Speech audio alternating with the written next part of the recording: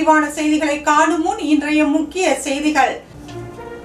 சேதராப்பட்டில் அமையவுள்ள தொழிற்பேட்டை மூலம் 50,000 பேருக்கு வேலை கிடைக்கும், முதலமைச்சர் ரங்கசாமி உறுதி. திருட்டு மணல் ஏற்றிச் சென்ற லாரியை மடக்கி பிடித்த போலீசார், ஓட்டுநர் கைது.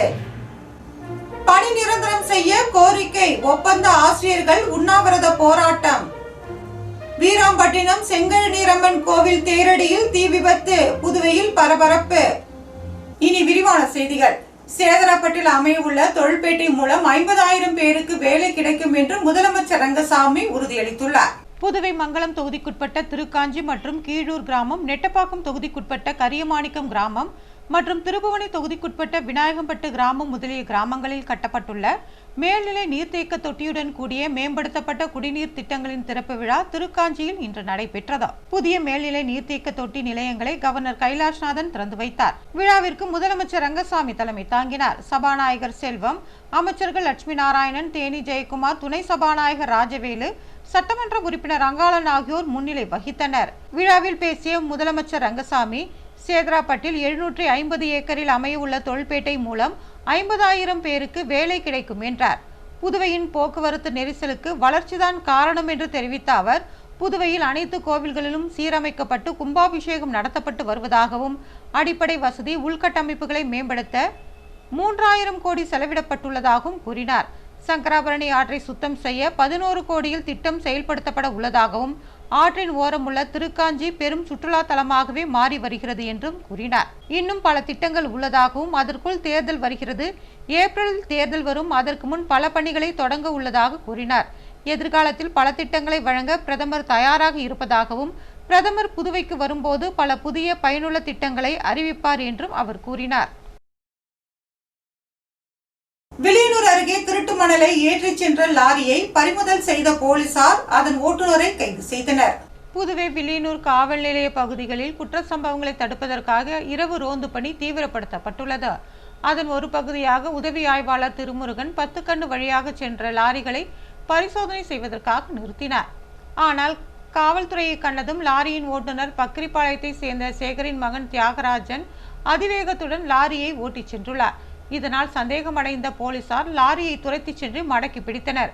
காவல்துறை பிடியில் சிக்கிய லாரி ஓட்டுநரை விசாரித்ததில், தமிழக பகுதியான பக்கிரிப்பாளையம் பகுதிக்கு உட்பட்ட சங்கராபரணி ஆற்றங்கரையோரம் சட்டத்திற்கு புறம்பாக ஆற்று மணலை ஏற்றி வந்தது தெரிய வந்தது. இதனையடுத்து சட்டம் ஒழுங்கு மேற்கு காவல் கண்காணிப்பாளர் சுப்பிரமணியன் உத்தரவின் பேரில் வட்ட ஆய்வாளர் கலைச்செல்வன் மேற்பார்வையில் திருட்டு மணலை ஏற்றிச் சென்ற லாரியை பறிமுதல் செய்தனர். லாரியின் ஓட்டுநர் மீது வழக்கு பதிவு செய்தனர். அதன் உரிமையாளரை தேடி வருகின்றனர். பறிமுதல் செய்யப்பட்ட லாரியின் 4 யூனிட் கொள்ளளவு கொண்ட மணலின் மதிப்பு சுமார் 50,000 ஆகும். பிடிபட்ட திருட்டு மணல் புதுச்சேரி பகுதிக்கு எடுத்துச் சென்றதாக போலீஸ் விசாரணையில் தெரியவந்தது.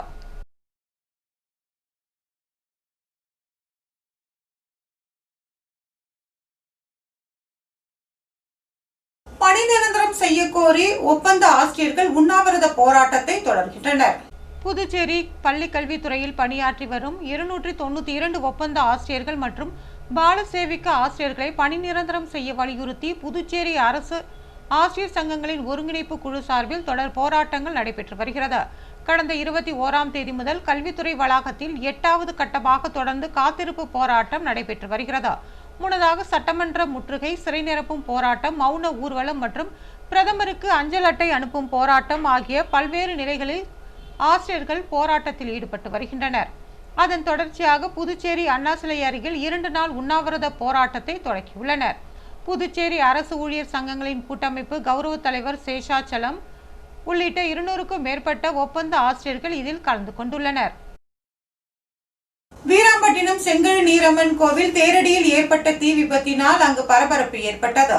புதுச்சேரி வீராம்பட்டினம் பகுதியில் அமைந்துள்ள பிரசித்தி பெற்ற செங்கழுநீரம்மன் ஆலய கும்பாபிஷேகம் நேற்று வெகு விமர்சையாக நடைபெற்றது. புதுச்சேரி மற்றும் தமிழகத்தை சேர்ந்த பல்லாயிரக்கணக்கான பக்தர்கள் இதில் கலந்து கொண்டு அம்மனை தரிசனம் செய்தனர். காலை முதலே பக்தர்களின் வருகையை தொடர்ந்து அதிகரித்த வண்ணம் இருந்தது. கும்பாபிஷேகத்தை முன்னிட்டு சுவாமிக்கு பல்வேறு சிறப்பு பூஜைகள் நடைபெற்று வந்தது. அதன்படி நேற்றிரவு நடைபெற்ற பூஜைக்காக கோவில் அருகே நிறுத்தி வைக்கப்பட்டிருந்த தேரடி அருகே வானவேடிக்கை நிகழ்வு நடைபெற்றது. அப்போது வானவேடிக்கையில் இருந்து வெளியான தீப்பொறி தேரடி மீது அமைக்கப்பட்டிருந்த கூரை கொட்டகையின் மீது விழுந்தது. இதனால் தீ மளமளவென்று பரவி கொழுந்துவிட்டு எரிந்தது. இதனை கண்ட பக்தர்கள் தீயினை அணைக்க முயற்சி செய்ததோடு இது குறித்து தீயணைப்பு துறைக்கு தகவல் தெரிவித்தனர். சம்பவ இடத்திற்கு வந்த தீயணைப்பு துறையினர் தண்ணீரை பீச்சி அடித்து தீயினை கட்டுக்குள் கொண்டு வந்தனர்.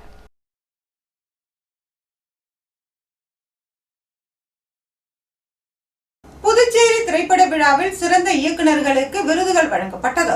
புதுச்சேரியில் திரைப்பட விழா தொடங்கியுள்ளது. புதுச்சேரி கடற்கரை சாலையில் நடைபெற்ற இந்த விழாவில் பொதுப்பணித்துறை அமைச்சர் லட்சுமி நாராயணன், சட்டப்பேரவைத் தலைவர் செல்வம் ஆகியோர் பங்கேற்று 2024ஆம் ஆண்டு சிறந்த திரைப்படத்திற்கான விருது ஜிகர்தண்டா XX என்ற தமிழ் திரைப்படத்தின் இயக்குனர் கார்த்திக் சுப்புராஜனுக்கும், 2025ஆம் ஆண்டு சிறந்த திரைப்படத்திற்கான விருதை கடல்கன்னி திரைப்பட இயக்குனர் தினேஷ் செல்வராஜுக்கும் வழங்கினர். சிறந்த திரைப்பட இயக்குநர்களுக்கு சங்கரதாஸ் சுவாமிகள் பெயரிலான விருது மற்றும் 1 லட்சம் ரூபாய் ரொக்க பரிசு வழங்கப்பட்டது. திரைப்பட விழாவையொட்டி 3 நாட்கள் நடைபெறும் விழாவில் வெவ்வேறு இடங்களில் 8 மொழிகளில் 45 படங்கள் திரையிடப்பட்டுள்ளது. விழாவில் நடிகை ரேவதி, நடிகை சுனன்யா ஆகியோர் பங்கேற்க உள்ளனர். பட்டா வழங்க கோரி முதியவர் ஒருவர் ஆதிதிராவிட நலத்துறை அலுவலகத்தின் முன்னால் தர்ணாவில் ஈடுபட்டது பரபரப்பை ஏற்படுத்தியது. புதுவை அபிஷேகப்பாக்கம் பகுதியை சேர்ந்தவர் சந்திரன். இவரிடம் அனைத்து ஆவணங்கள் இருந்தும் இதுவரை மனைப்பட்டா வழங்கப்படவில்லை என்று கூறப்படுகிறது. இதனை கண்டித்து ஆதிதிராவிடர் மற்றும் பழங்குடியினர் நலத்துறை அலுவலகத்தில் தனி மனிதனாக நின்று அவர் தர்ணா போராட்டத்தில் ஈடுபட்டார். போராட்டத்தில் ஈடுபட்ட சந்திரன் செய்தியாளர்களிடம் பேசினார்.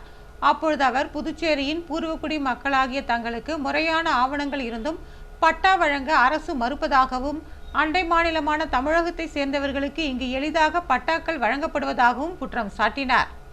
முறைப்படி போராடியும் நீதி கிடைக்காத நிலையில் அரசாங்கம் வழங்கிய ரேஷன் கார்டு, ஆதார் அட்டை, வாக்காளர் அடையாள அட்டை உள்ளிட்ட அனைத்து அரசு ஆவணங்களையும் அரசாங்கத்திடமே ஒப்படைக்க தயாராகி விட்டதாகவும் அவர் கூறினார். அரசாங்கம் தனக்கு வழங்கிய உரிமைகளால் எந்த பயனும் இல்லை என்ற விரக்தியில் அவர் தற்போது ஆதிதிராவிட நலத்துறை அலுவலக வளாகத்தில் போராட்டத்தில் ஈடுபட்டார். சொந்த மண்ணிலேயே பட்டா கேட்டு முதியவர் தனது அரசு அடையாள அட்டைகளை துறக்க துணிந்த சம்பவம் புதுச்சேரி அரசு நிர்வாகத்தின் மீதான அதிருப்தியை வெளிச்சம் போட்டு காட்டியுள்ளது.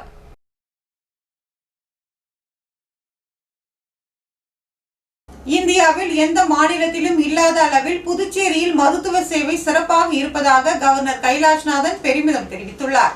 புதுச்சேரியில் குழந்தை பேருக்காக போராடும் தம்பதியினருக்கு நம்பிக்கை அளிக்கும் வகையில் மக்களின் நலன் மற்றும் மேம்பட்ட சிகிச்சைக்காக அதிநவீன தொழில்நுட்ப வசதிகளுடன் கூடிய செயற்கை கருத்தரிப்பு மையம் புதுச்சேரி ராஜீவ்காந்தி பெண்கள் மற்றும் குழந்தைகள் மருத்துவமனையில் புதியதாக அமைக்கப்பட்டுள்ளது. இதன் துவக்க விழா நடைபெற்றது. சிறப்பு விருந்தினராக கலந்து கொண்ட கவர்னர் கைலாஷ்நாதன் மற்றும் சபாநாயகர் செல்வம் ஆகியோர் அதிநவீன செயற்கை கருத்தரிப்பு மைய ஆய்வுக்கூடத்தை திறந்து வைத்தனர்.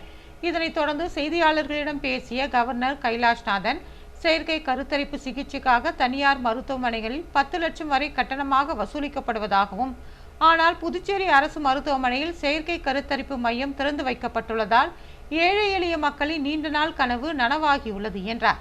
இந்தியாவில் எந்த மாநிலத்திலும் இல்லாத அளவிற்கு மருத்துவ வசதிகளும் புதுச்சேரியில் கிடைப்பதாக தெரிவித்த அவர், தரமான சிகிச்சைகளும் புதுச்சேரியில் அளிக்கப்பட்டு வருவதாக கூறினார்.